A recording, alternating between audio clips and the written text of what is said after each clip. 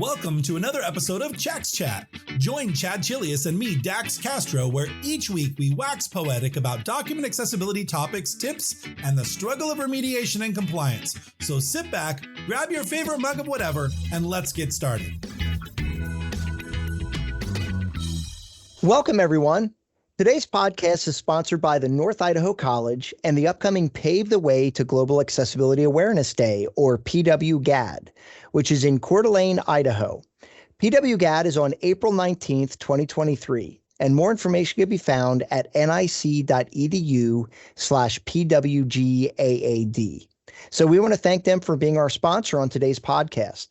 My name is Chad Chilius. I'm an Adobe certified instructor, as well as Director of Training Solutions and Principal at Chax Training and Consulting. And my name is Dax Castro. I'm Director of Media Productions here at Chax Training Consulting. And Chad and I are certified as accessible document specialists by the International Association of Accessibility Professionals.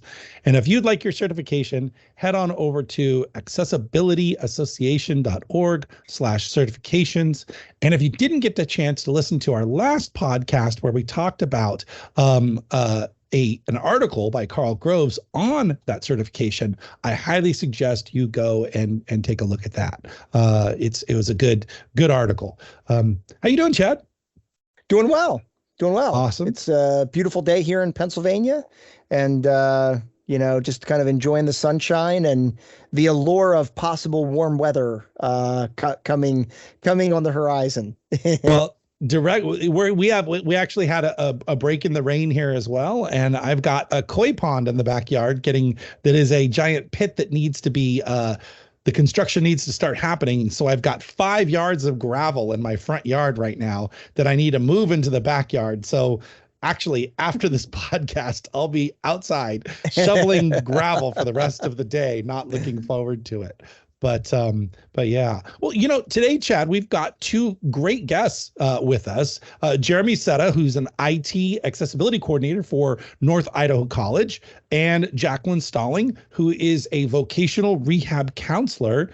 And they're here to talk about the PWGAD, which we heard about earlier, and some of the struggles of I don't know if starting is the right word, because they have an accessibility program within their organization, but kind of keeping it moving and getting buy-in and all of that. So we're happy to have you two. Welcome. Thank you, guys. Thank you. So Jeremy, again, thanks for being our sponsor. I know this is your second year as a sponsor, and why don't you tell us a little bit about the PWGAD event that you're hosting, which is on April 19th of this year.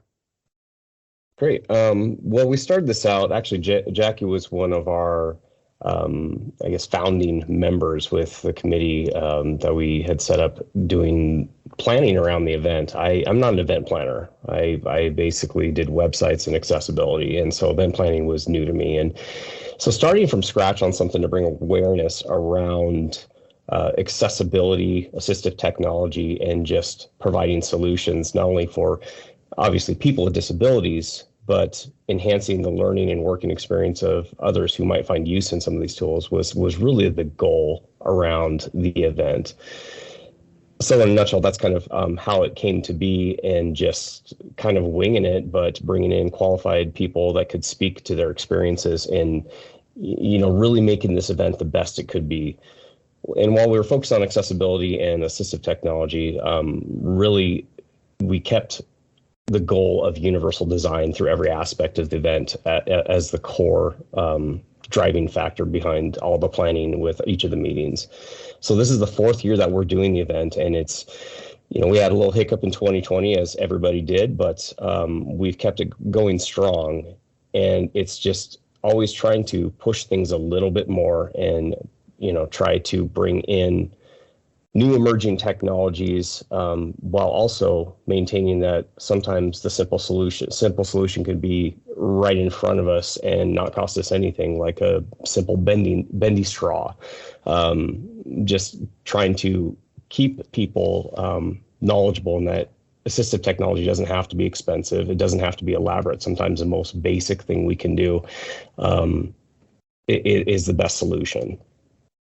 Awesome. So Jacalyn, why don't you tell us a little bit about your role and how you work with Jeremy and how you guys work together. Well, he's a little difficult, so it's a lot of work, I'll tell you that.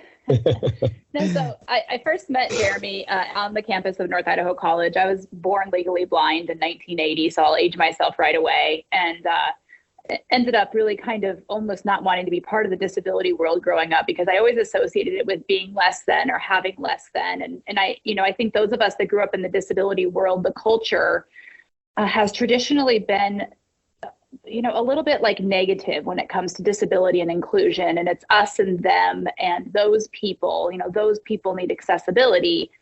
And moving to, I'd never seen Coeur d'Alene, Idaho before I moved here in 2012. I really had no idea what the culture was like. And the culture is really interesting. It's very mixed. We have our own challenges with politics, but we also have a lot of, small town values and people who genuinely care about other people. I was in the NIC Student Union building, and Ryan Scott, who's a mutual colleague of ours, said, "Here, I want you to meet Jeremy Seda." I'd never met him before.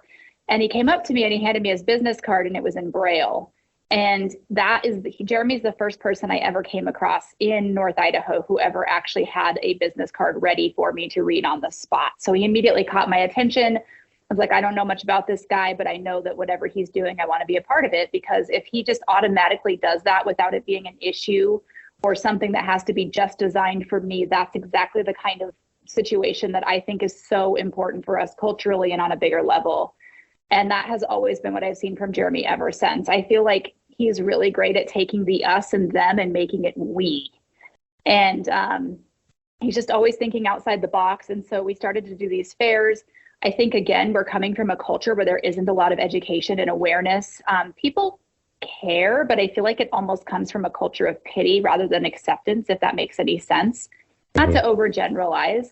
And I feel like Jeremy has brought an attitude to North Idaho College, and Ryan Scott and many other people too. I'm not trying to just say it was only Jeremy. Jeremy's a great force, but he's had a great team behind him too. Absolutely. Really created this positivity, this environment where we can all laugh about our faux pas. I'm just going to call you out, Chad, at the beginning, and you're telling me to look at hand motions. I mean, all of us within a daily basis, we make faux pas, we make mistakes. And I feel like if we come at it from an attitude of being fearful of making those mistakes, that's when we really disconnect ourselves from the we. And so, having an ability to all work together as a collaborative team and laugh along the way about those faux pas and really gain full cultural acceptance of disability, but universal design more, has been such an incredible experience. I feel like it's really dramatically changed the culture of not only North Idaho College, but North Idaho as a culture overall. That's great. And thank you for saying that, Jacalyn.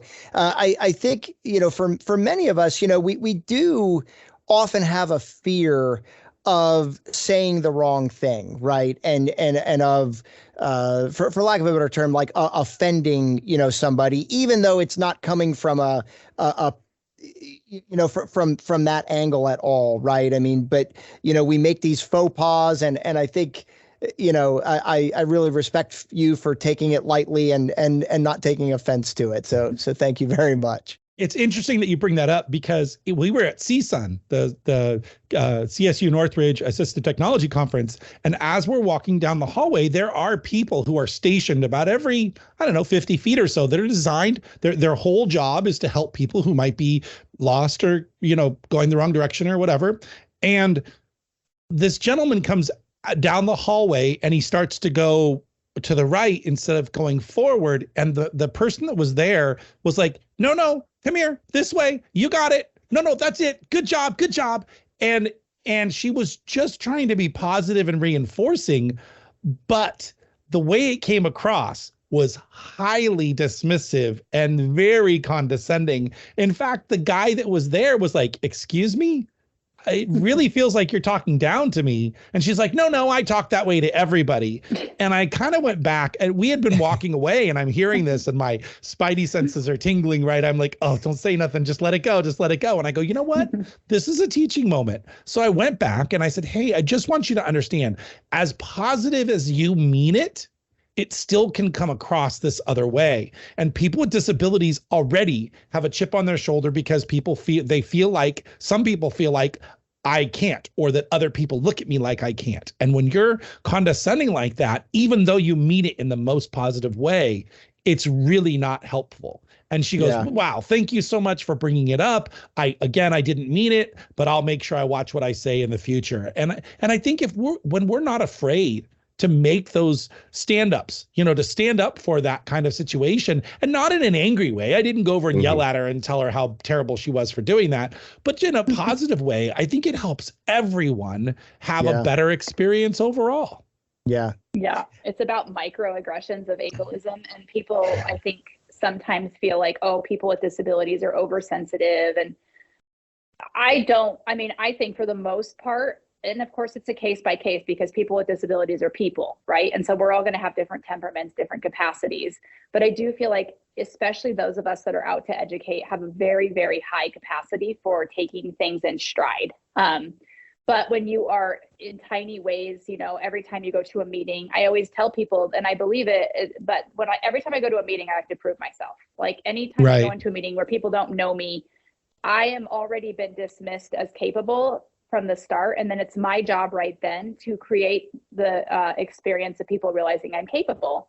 And that can kind of be draining, because most of us don't have the capacity to do that every minute of every day of our lives. Yes.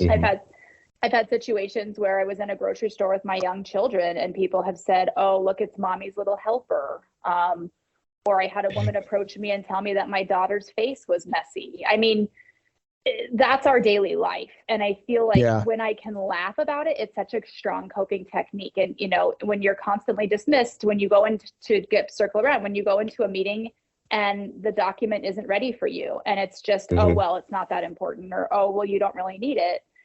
Those things really chip away at your capacity for full involvement in the community. Yeah. Well, people don't really realize that they see the one instance. They react and they say, oh, well, she's just overreacting, or why can't she have a thicker skin, or whatever, when they don't get the entire full day of, look, this is the 30th time today I've had to XYZ, or somebody's XYZ. And so it's a matter of perspective, and just not being able to, for lack of a better term, walk in your shoes, or see through your eyes, or experience the world through your experience. Well, Sherry Byrne-Haber wrote an article, you might have seen it the last couple of days, where she wrote an article about what it's like to travel as a person in a wheelchair. And she talked about this one time a woman accused her of not being disabled because she crossed her legs in the wheelchair. And I was like, oh my gosh, and I could tell you, like, working in accessibility, I mean, I got into document accessibility, right? Like digital accessibility, but I could tell you that I now see accessibility everywhere I go, right? Like everywhere I go, I'm observing it and aware of it. And I was grocery shopping the other day, and I don't know why this popped into my head, but I'm like, oh my gosh, how does somebody who's non-sighted go grocery shopping?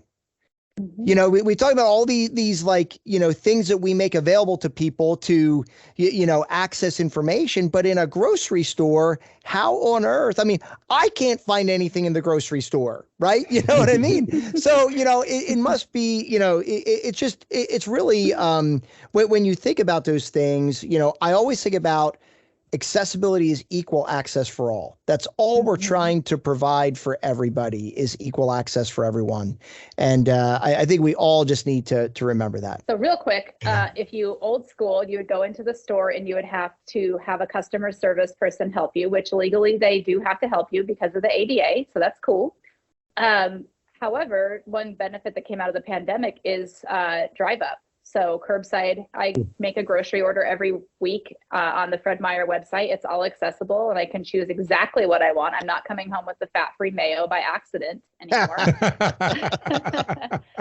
And my husband pulls up the car and they open up the trunk and load up the groceries. The other option would be if I didn't have a sidey husband who drives, I could get it delivered for $10, and you can have like a subscription and it can be free delivery actually every week. So that's how we do it. Awesome. Awesome. Well, and I kind of assumed that. I mean, I knew that they now did the, I always see workers in the store collecting orders for people. And I certainly knew that was, but again, like, I feel like, you as a person sometimes would be able to do your own grocery shopping, and I'm really glad to hear that the app that you're using is accessible. That's a big deal, right? Yes. So sorry to interrupt. Back to Jeremy. No worries. Yeah. One of the things I would say has been amazing with the events at North Idaho College, I've always tried to, I guess, hit Jackie up for expertise.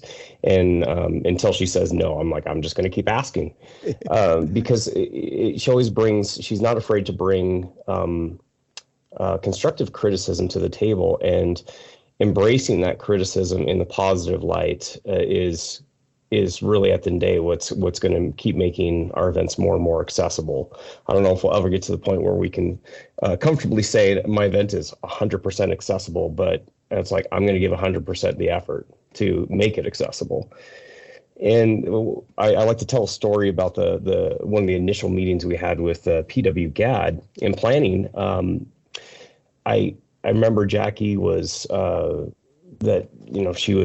she's legally blind. And so I'm like, well, I think she can see somewhat. So let me just take the agenda and I'm going to bump this up to whatever, 20-point font or whatever, and pass out the agenda. And she was just like so grateful that I created the agenda in larger font. And I'm like, well, just did it for everybody because I figured like we could all work from the same document. Why not? And we took that same idea with the passport that we had for the event, where you walk around and get stamps.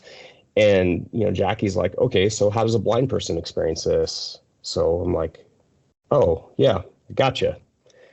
Created a tactile event passport. And again, the question was raised, well, how do they know what's stamped if they're stamping these swell form pieces of paper, but they can't feel where that stamp is or anything?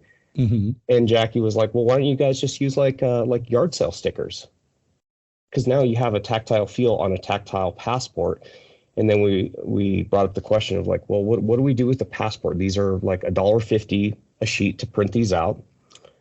And Jackie made one of the best statements that has kind of driven me in every single event and everything I do with North Idaho College is, she's like, I can count on one hand how many events I've been to where I didn't need to ask for something separate from what was given to everybody else. And I'm like, that's it right there. We are going to always try and make that our resources as universal as possible so we can hand out the same thing to everybody regardless of their abilities. And hopefully everybody gets to engage in that experience, at the same level. So that's really been kind of the focus with our events. But even just in the day-to-day stuff, it's like not just thinking, well, how do I get this solution to work for this person? It's like, well, how can I leverage this solution to enhance everybody's experience? Right. For sure. I'm always thinking, as soon as you started explaining the situation, I'm thinking, well, of course you can just score it. If you just used a bone folder and scored the grid so that each one, there was a ridge, then the combination of using the sticker and the ridges, person could definitely tactilely know exactly what they may not know which square. And that's where you don't label the squares. The squares are just, you need all of them. And so a sticker goes in each one, and in fact, you can feel there's a sticker in this square or not. No, yeah, and I'm inherently lazy, and so people think they see the same passport every year, and I'm like, no, man, we vetted this thing the first year, and we use it every year because it was a great solution that came out of just collaborating and talking and trying to find a solution that was going to work for everybody. And that was, much to do with Jackie taking the time and the effort to be like, hey, this could be better, guys. I think a lot of the times, people think that accessibility is complicated and they kind of brush away, or I can't say how many times they hear, well, it just can't be done. And I'm like, that's actually really lazy because it almost always can be done. And really problem solving is one of our greatest assets. And it's like problem solve, you just got to problem solve it. And I feel like I tell people, no, I don't want to hear it can't be done. I want to hear this is how it's going to be done. And this is how we're going to do it. And once you have that mindset of it has to be done, there is no, it can't be done, it opens up your mind a lot to thinking outside the box on solutions. As a parent, my kids always tell me, Dad, why are you always giving us lessons? I have 8 kids, right? And so we go to the store and it's like, okay, let's figure out what's the cheapest cheese. How do let's do the math. Let's do this. Let's do that. And they're like, why do you tell us all this crap? I hate having every time we do something, it's this exercise. And I say, you know what? Life is about solving problems. I am never going to be able to teach you everything there is to know in life. But if I teach you how to approach a problem and solve it methodically, I've succeeded as a parent. I've given you the tools to, no matter what it is, figure it out. And they kind of went, all right, that makes sense. Dang it. Whatever, Dad. Whatever, Yeah. Dad. Right. Yeah. So Jeremy, like, Dax and I have been speaking at your event, this year, this will be the second year. And I got to tell you, like, I've been in awe of your program from day one, right? I've been really impressed.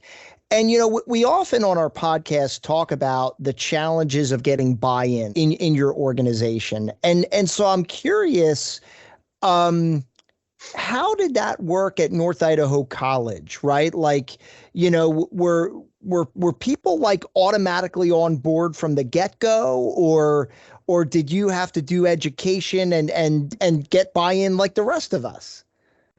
It was more so the latter, but I will say that when I was hired at North Idaho College, there was already a electronic information technology accessibility committee.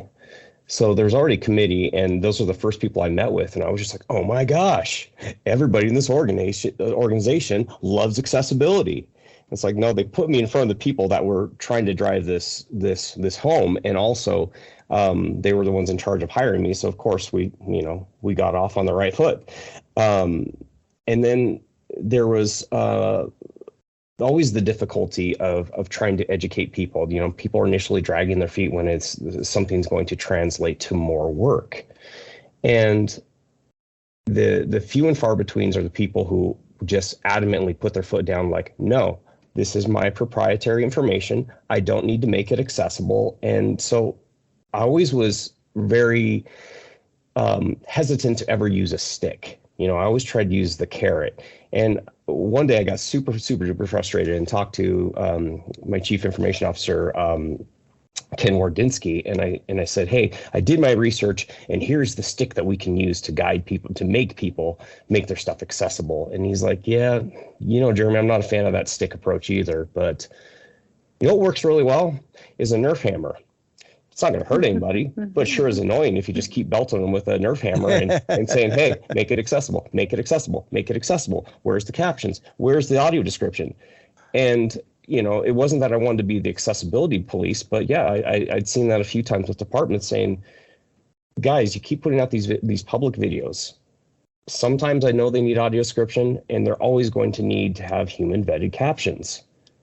And after doing enough, I started seeing them actually do it on their own because they didn't want me to chime in.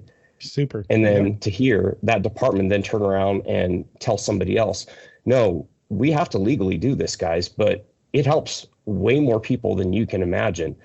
I can't remember the exact statistics. I thought my kids were weird, that they like to watch a lot of shows with the captions on. Yeah. And then I saw some trend. I can't remember where I saw it, but it was recently that there's actually quite a large group of Gen Zers who are watching shows with the captions on. I'm like, oh my gosh, and I never would have forecasted that would be. I mean, we're talking like 30%. Yeah, and that was just astonishing to me. I found the article. It says this is young people watch TV with subtitles more than older viewers, survey says, right? And it says a survey conducted asked 1,265 Americans across generations about their viewing habits. It found members of Gen Z were often defined between 1997 and 2012 were more likely to be frequent subtitle users, 70% compared to older viewers at 53% for millennials. So yeah, very interesting. Wow. Well, what do we always say? Multisensory, I mean, it makes sense. Yeah. It's two different ways to take in information is more beneficial than one. It's common sense, really. Well, and we always say that accessibility benefits everyone, right? And I can tell you, my wife and I were watching Ted Lasso, which is our absolute favorite show in the face of television. But I could not understand Jamie Tart. The guy is speaking my language, and I could not understand a word he was saying. And finally, I said, you know what? I'm going to turn on the subtitles, and all of a sudden my world opened up, and I could understand what he was saying. It was phenomenal. So I totally get that. The closed captions can be super helpful to everyone. Well, it's funny. The article continues to say the most common reasons for having subtitles were that the audio was muddled, 72%, or an accent was difficult to understand, 61%. And 29% said they preferred to watch content at home quietly so as not to disturb roommates or other family members. So yeah, that tracks exactly with what you're saying. Yeah. So I like to use audio description on all of my TV and stuff but my son, who has autism, he's 18, and he was watching something with me one day, and he's like, oh my God, it tells me what their facial expressions mean. Oh. I never knew. I never understood. Like, I can't tell what people think by their faces, and the audio description is telling me that person is mad. And now this makes so much more sense. Wow. That's cool. Wow. Yeah, that is really cool. Well, and I was watching a program the other day, and the captions had said this movie was about these kids who all have this demon, their little pet that goes with them, and all of these pets have names. And it was so great to have captions on because the caption referenced that pet's name in every one of the captions when the pet was speaking. And so I was like, wow, if I didn't have subtitles or captions on, there would have been no way for me to remember who all these people, animals' names are. So it was really beneficial for me as someone, with ADHD. I have a hard time remembering what happened 5 minutes ago, let alone, 5 seconds ago. So, definitely it benefits everyone. Jeremy, what would you say the biggest struggle is that you think that you seem as an organization that you deal with when it comes to trying to maintain an accessibility program in the organization? Oh, that's good. There's a lot there, but I'm going to try and refine it to one example. So I liken it to having an accessible website, and you can do an overhaul on website, make it accessible, but the next time that a content creator publishes something, that's going to take a risk of now that resource is going to become inaccessible again. So that's kind of the overarching challenge we face. But I try to approach it from a standpoint of, guys, do this so that it's going to be accessible. It's like, hey, if you set up your web pages this way, if you set up your documents this way, immediately it's going to, for example, like using the heading structure. Yeah, it's going to actually, if you're using it correctly in Word, using like styles, it's going to be faster for you to change those. Any attribute with those styles for the headings, and it's going to make it streamline the process for you. But now if you're doing this semantically for accessibility, now you've made it more friendly to just everybody, and also in the case of like web pages, now you're also working on SEO and you don't even know it. So I'm always trying to provide a solution that is like, yes, we're doing this for accessibility, but here's all these other benefits that you're going to get from doing this.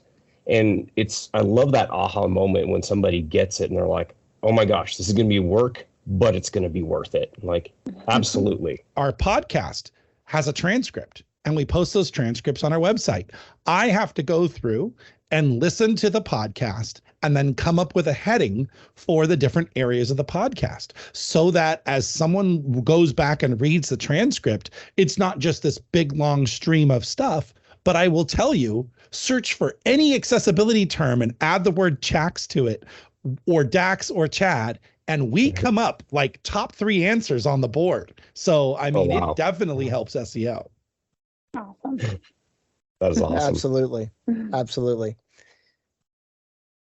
And another thing I'd like to mention is we've been building those expensive tactile signs around campus. It's been kind of a slow process, and I won't go into much more detail of the process there, but these real beautiful signs that you might see at like Disney parks or whatnot. And, they're high contrast, they're tactile, they're brailled, and there's a lot of work that goes into them, and they are pretty spendy. But rather than me trying to figure out, what is the appropriate expected path through a building, I might just talk to the building manager or, people that are key figures in that building as far as like department heads, and like, okay, so instead of having, this room number and a name like, music practice room 1, that's not helpful. And like, oh, well, we use that for choir. When people are like warming up to sing or whatever in their performance, that's our choir room. Like, well, why don't we just use that? I tap into the resources of the building and involve them. And then when we finally get that sign, it's so cool to see them feel like they were a part of building that. And I try to include people in building out these solutions so they can take ownership. And now I have an advocate for accessibility who can speak on behalf of accessibility for the campus. And it's not just me going to each individual building, temporarily working with somebody, and then at the end of the day, we have a sign. I'm trying to change people's minds to be geared more towards accessibility. We call that building accessibility champions, mm-hmm. right? At the moment you start talking about accessibility, 1.3.1 info and relationships, people's eyes glaze over. But if you say, look, making headings will make your document easier to be read. People will get through the content quicker, and they'll be able to have, retain meaningful information. All of a sudden, they're like, oh, more people are going to read my document. Oh, okay. Well, that makes a difference, right? Or you use headings, and then you can make an automatic table of contents in like 2 seconds if you use heading structure. You mean I don't have to manually type each one? No. There's alternate benefits, unintended benefits of being accessible. I mean, when I teach accessibility for Word, the first thing we learn about is using styles, right? And when people learn that they can update all of the headings in their document in 5 seconds, their minds are blown. Right. So mm-hmm. they're learning about accessibility and the value of headings and why they're important for accessibility. But the side benefit is, oh, wait, I can work more efficiently now. So mm-hmm. it makes a big difference. It makes a big difference for people. And like I said, learning about accessibility has, as we've been saying, has other benefits than just, making the document accessible. I think part of it too is like changing. I think as humans, our natural inclination is to develop a certain way of doing everything. And once you get stuck into that kind of rut, it's almost degenerative for your cognitive growth. And so when I can introduce something super simple like keyboard shortcuts, and people are like, you don't have to use a mouse to do every like cut and paste. And just those simple things like teaching them how to toggle between tabs is like mind blowing for people. Yeah. Absolutely. And I'm a big shortcut key junkie. In fact, on my desk, I have an 64 key shortcut pad that I can actually program shortcuts into. And I'm working on building it out for remediation so that I can literally just press one key and have it build a list for me, or press one key and have it just tag something or rename something. So hey, Jeremy, I want to go back to your Pave the Way, because we're just about out of time here for this episode. So Pave the Way for Global Accessibility Awareness Day. If people want to go to this event, is it free? Yeah, it's free. And we kind of have an open invitation for folks to show up, just because it's not just something within the college community that people can benefit from. I feel like just about everybody that walks into that room and walks out, in the case of a very time-sensitive person, they walk out 15 minutes later and they said, I had no idea that some of this stuff existed. In fact, I'm going to go buy that. I'm going to Amazon and buying that one thing for my mom or my dad right now. It's like, oh, that is so cool to go in and out in 15 minutes. I think everybody can benefit from a little bit of the knowledge that we're trying to provide at the event. Well, and you have an accessible technology exhibit that's on April 19th from 10 a.m. to 2 p.m., right? So yes, people can go and just look at the different types of technology, right? Absolutely. And we have the event passport. We try to incentivize everybody to go around and talk to everybody. Obviously, that's what the passport's for. But we provide some really amazing prizes that are either financially donated or donated or units that are donated to us by our supporting partners, to really entice people to show up. Because if you want people to show up to the event, you got to have free food, free prizes. And well, this year, a free Sony PS5 is a pretty dang good prize, right? Yeah, I thought you would have liked the buck knife. That's going to be for sure. Buck knife is on the top of my list, but probably not maybe the top of everybody else's list. So. Yeah, and I got to mention one thing on this too is, ironically, I think it was the second time we did this, we had included those bone conducting headphones, like I think they're called the Shocks headphones. We're here right now, and I had probably 3 times as many people trying to win that prize as everything else. And I thought, like, what are you guys doing? These are like $100 headphones, and there's like $400 prizes. Why does everybody want these headphones? And it was due to the exhibit that year of putting these headphones on a styrofoam ball and turning that styrofoam ball into a speaker, and people just thought that was the coolest thing ever. Wow. So again, they can go to nic.edu/PWGAAD and get more information, right? That's the URL. Yes, absolutely. And you are in Coeur d'Alene, Idaho, for those of you who might be close enough to drive out or come out. Yeah, and it's, with these events, it's always Jackie has had like amazing involvement in planning these events, and this was something that I wanted to do, is to have like this mini conference and with Accessibility Camp in August. And one of the things that Jackie would always kind of clue me in on was like, okay, that's great, you have amazing topics, there's a lot of good things to be talking about, but what about the networking? And that's right, where I tried to emphasize the networking of the event is just as important, if not more important, than the actual subject matter being discussed and creating connections. And that was all Jackie's idea, and I was just like, okay, so you're telling me more work, I've got to do more coordination. But when I saw after the first year, the first event, I'm like, yeah, that networking piece, that is a very necessary component to bring everybody together. And so, yeah, that's kind of our focus, is good content and good networking opportunities. Well, I will tell you that University of Idaho, right, Chad? That's yes. Yep. Yes, it's University of Idaho.